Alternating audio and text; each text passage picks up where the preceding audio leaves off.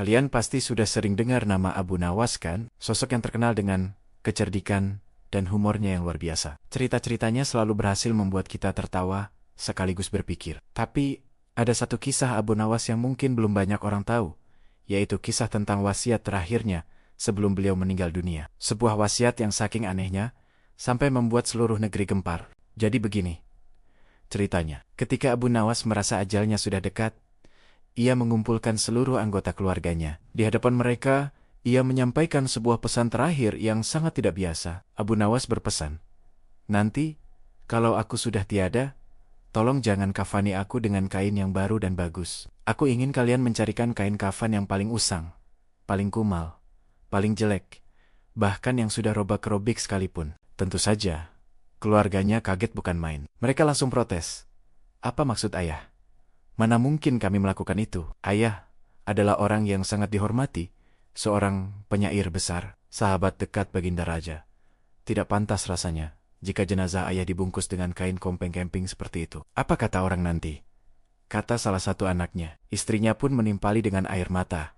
"Suamiku, tolong jangan berpesan seperti ini. Kami ingin memberikan yang terbaik untukmu di saat-saat terakhirmu." Tapi Abu Nawas tetap pada pendiriannya. Dengan tenang, ia meyakinkan keluarganya bahwa ini adalah keinginan terakhirnya yang harus mereka penuhi. "Percayalah padaku," katanya.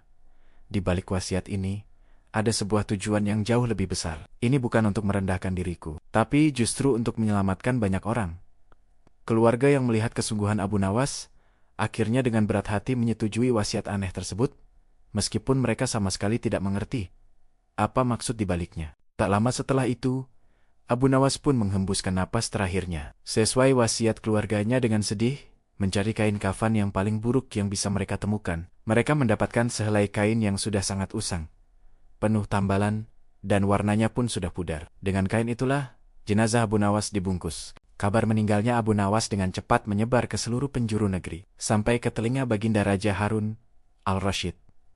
Raja sangat terkejut dan berduka. Abu Nawas bukan hanya rakyat biasa baginya, ia adalah sahabat, penasihat, dan penghibur di kala sedih. Raja segera memerintahkan para pengawalnya untuk menyiapkan prosesi pemakaman. Kenegaraan yang megah sebagai bentuk penghormatan terakhir. Ketika Raja tiba di rumah duka, betapa terkejutnya beliau saat melihat jenazah sahabatnya terbungkus kain kafan yang sangat tidak layak.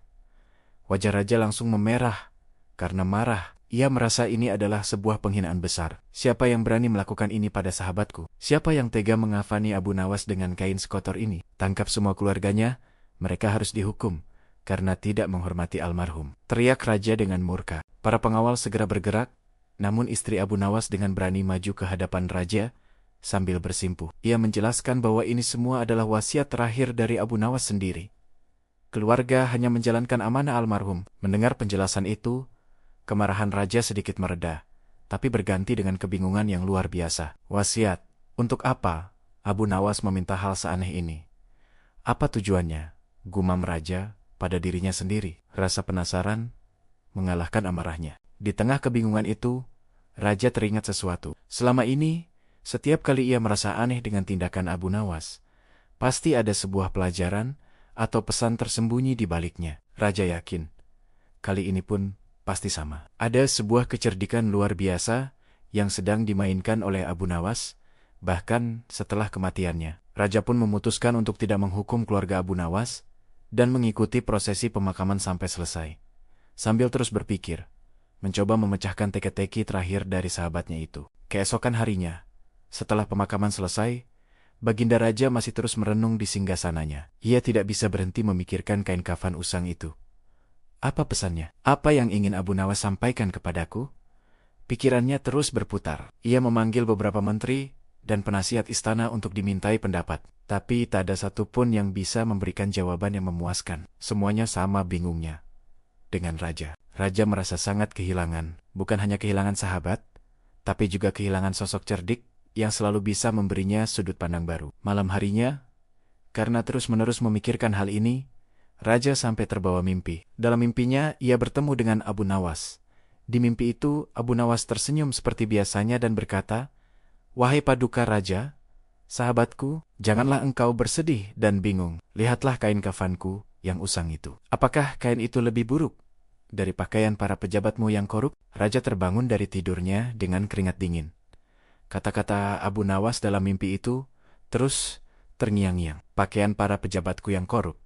Raja mulai mengerti. Ia segera bangkit dan berjalan mondar-mondir di kamarnya. Sebuah kesadaran mulai muncul. Kain kafan Abu Nawas yang usang itu adalah sebuah simbol, sebuah sindiran telak untuknya dan pemerintahannya. Keesokan paginya, Raja mengumpulkan seluruh pejabat dan menteri di istana. Dengan wajah serius, Raja berkata, "Kalian semua tahu sahabatku Abu Nawas telah tiada, dan kalian semua tahu ia dimakamkan dengan kain kafan yang sangat buruk rupa. Aku bertanya-tanya, kenapa ia meminta hal itu? Dan semalam, aku mendapatkan jawabannya." Raja berhenti sejenak, menatap tajam satu persatu wajah para pejabatnya yang mulai terlihat tegang. "Abu Nawas ingin memberitahuku sesuatu," lanjut Raja.